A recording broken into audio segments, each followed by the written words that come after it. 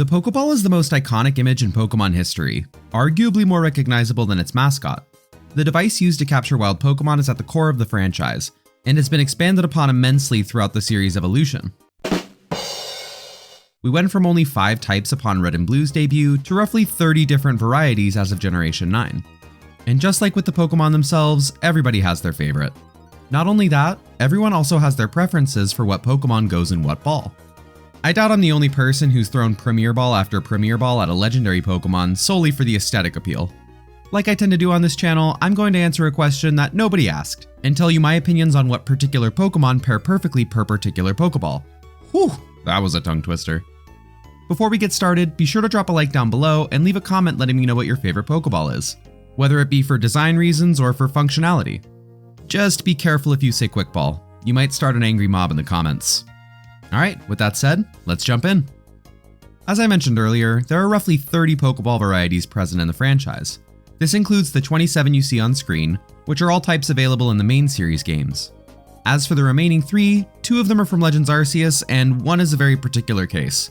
We'll ignore the 1 for now, but the 2 from Arceus are the Jet Ball and the Gigaton Ball. Fans of this game might remember that these 2 have simpler variants before you unlock the final versions. While they have slight differences, I decided to stick with their final adaptations to shrink 6 Pokeballs down to 2. And just in case you were wondering, all the other Pokeballs in Legends Arceus have a counterpart in the main series, so we're covered there.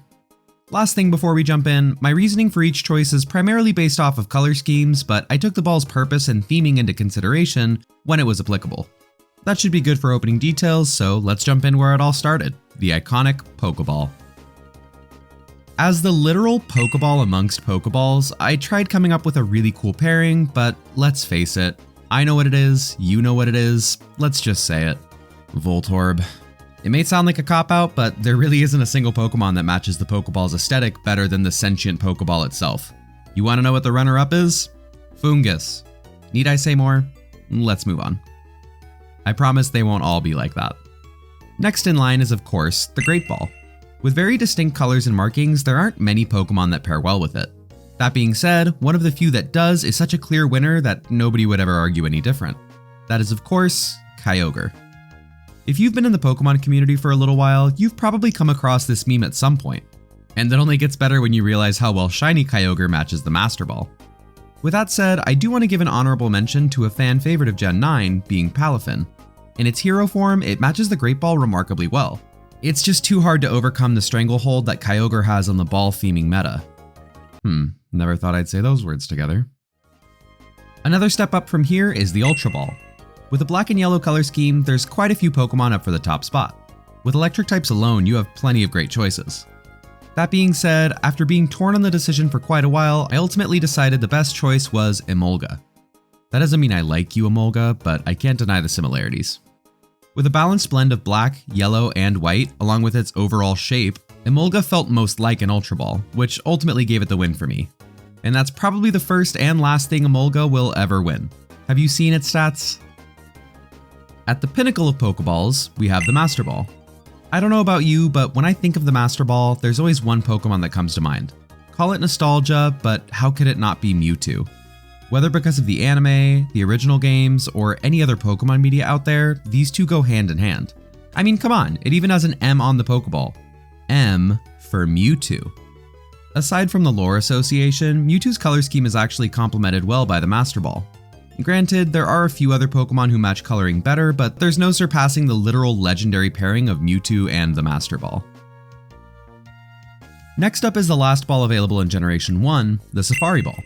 While slightly different over the generations, the Safari Ball consistently displays a camouflage pattern consisting of, well, camouflage colors. Kecleon looked promising at first for obvious reasons, but at the end of the day, it was Wo-Chien from Generation 9 that took my top spot.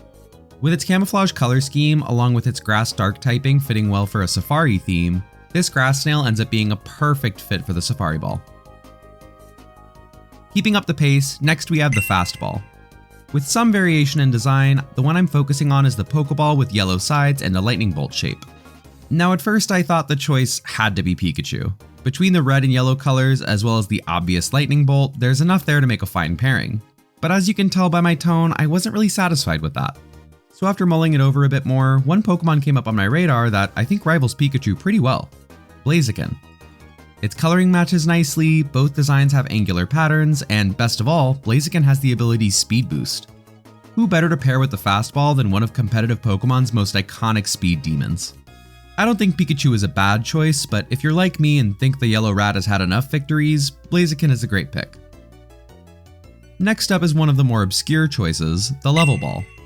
It has a great use in-game, having up to an 8 times multiplier depending on how high a level you are compared to the wild Pokemon.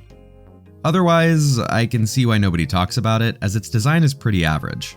Speaking of its design, there are only a few Pokemon that actually match the Level Ball's color scheme. But of those that do, one is a very clear winner, Vespiquen. Putting these two side by side, it's pretty easy to see why they're a great match. Spot on color scheme, and just like Mewtwo, Vespiquen has its initial on the Pokeball. I honestly couldn't believe how perfect they were together. Oh brother, this guy stinks! Moving on from my bad jokes, we have the Lure Ball. The first of several balls themed around water Pokemon, the Lure Ball has a very particular design and thus is the hardest to pair of the bunch. In fact, I only found 2 that I think deserve mention, those being Feraligatr and Milotic. While you could make an argument either way, it's hard to deny how perfect Feraligatr is for the Lure Ball. The color of blue Feraligatr is, along with its red scales, match the design of the Lure Ball perfectly. Hell, I wouldn't be surprised if the Lure Ball was modeled after Feraligatr. After all, Ash did catch his Totodile with the Lure Ball. I'm just saying. Another lesser used Pokeball, we have the Heavy Ball. With a pretty basic design, the question in my eyes was whether to go off of color or off weight. Maybe there would even be a good mix of both. Ultimately, one Pokemon caught my eye as literally being a Heavy Ball turned into a Pokemon.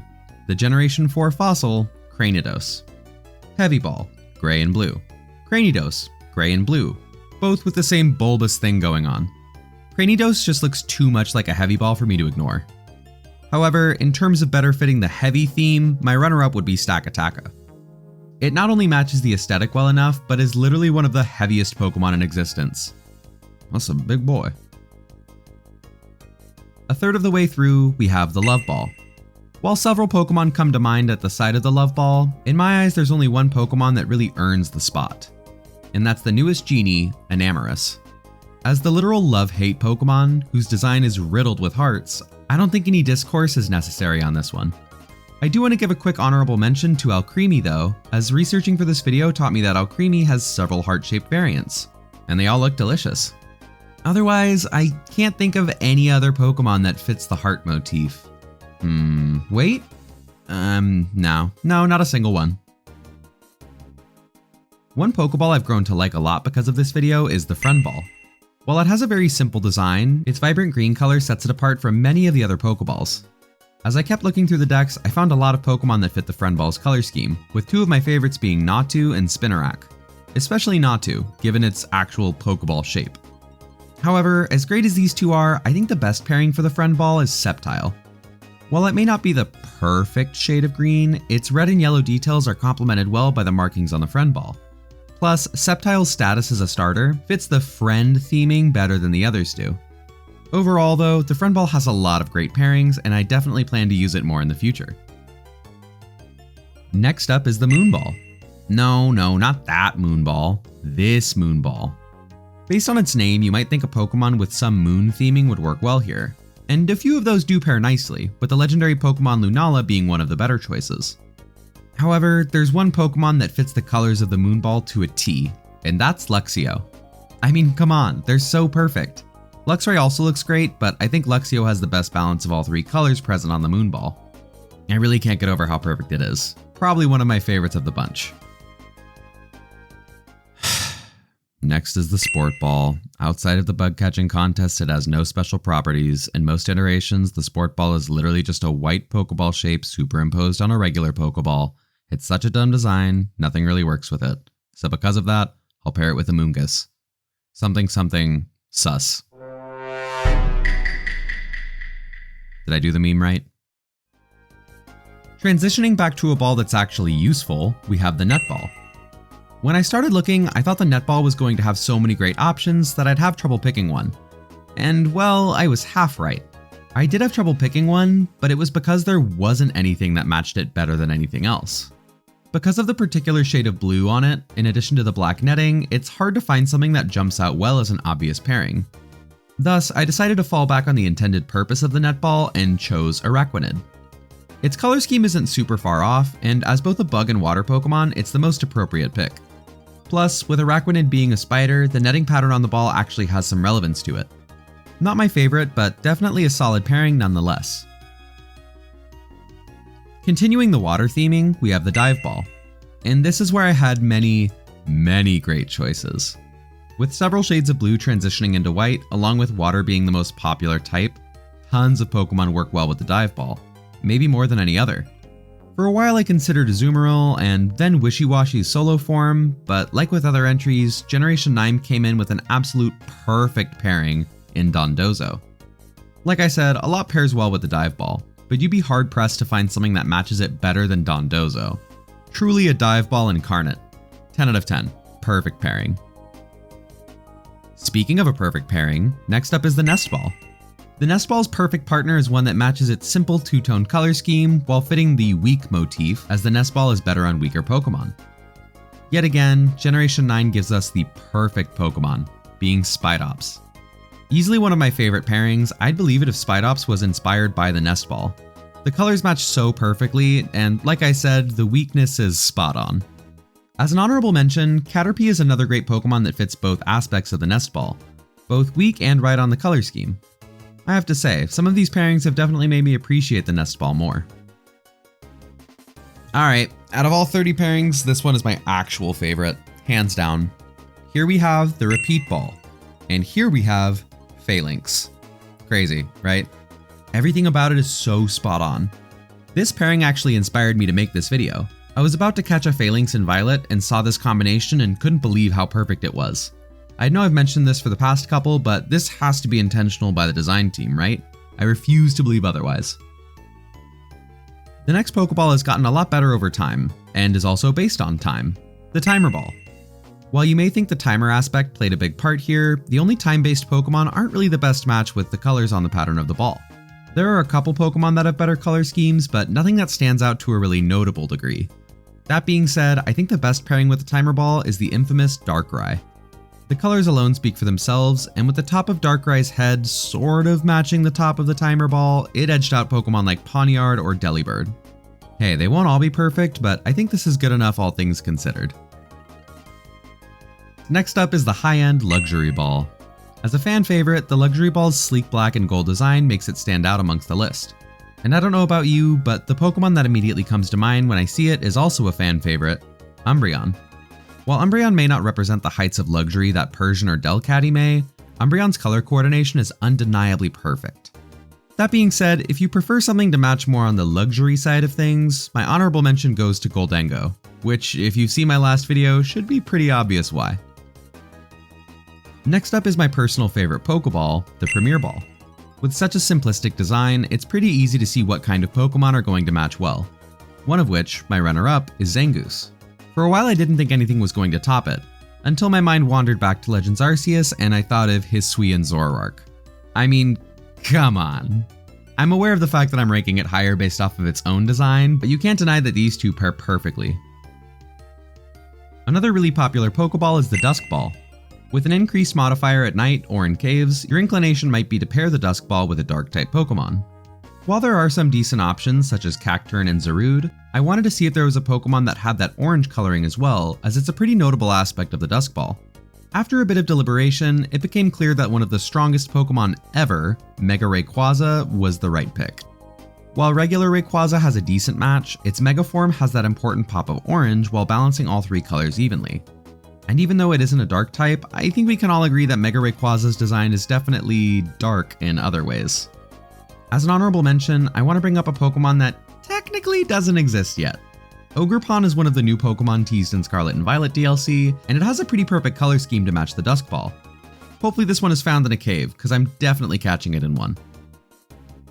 Almost a polar opposite from the Dusk Ball, we have the Heal Ball. With the intent of healing Pokemon, along with the pink colors, I'm sure you can imagine what Pokemon fit this well. Of those Pokemon best known for being healers, one matches the Heal Ball to a T, being Audino. I'm sure after seeing these two next to each other, I don't need to give any further explanation. Chansey and Blissey are decent runner-ups, but like I've said with so many others, Audino was literally made for the heal ball. Simple as that. Now it's time for one of the most controversial Pokeballs ever, the Quick Ball. Despite what your feelings on it may be, I think we can agree that the design is a little lacking. It's not terrible, but it also doesn't look like they spent more than 5 minutes working on it. With only 2 very distinct colors, there aren't a ton of great pairings. That being said, Zeraora and Shinx are 2 really great options, as they're some of the only Pokemon to sport both the blue and yellow colors. However, there's one Pokemon that does this better than both of them, being Manectric. Only having those 2 colors, along with the angular fur from being electric type, let alone its speed, it's easy to see how Manectric is the best Pokemon to pair with the infamous Quick Ball. Time for a special one, the Cherish Ball. While really only used for event Pokemon, the Cherish Ball is easily one of the most noticeable variations as it sports a super vibrant and shiny red. This red is extremely rare amongst the Pokedex, and there are really only 2 Pokemon that pair well with it. The first of which, my runner-up, is Scizor. In terms of matching the shine and vibrancy of the Cherish Ball, Scizor is one of the only Pokemon that even comes close. However, it just slightly loses out in my eyes to the legendary Pokemon Yveltal. The black fingers Yveltal has coming off its wings match the accents on the Cherish Ball in a way that Scizor just doesn't. And with Yveltal being such an intense presence, not to mention a legendary, it fits the event theming of the Cherish Ball, which only helps its case more. Legendary Pokeball, legendary Pokemon. Next up is the Dream Ball. Very similar to the Heal Ball in colors, you might think that Blissey or Chansey from before would work well, or maybe just any pink Pokemon would be fine. And while there are plenty that work decently, with it being the Dream Ball, it's hard to argue anything other than Musharna. These 2 were released in the same generation, and with the constant tie-ins between Musharna, Dreams, and the Dream World, choosing anything else feels like a crime. Rounding out the list of balls available in the main series games, we have the Beast Ball. For a Pokeball made with the sole purpose of catching Ultra Beasts, it's ironic that its best pairing isn't even an Ultra Beast. I think the Beast Ball's best partner is Cosmoem.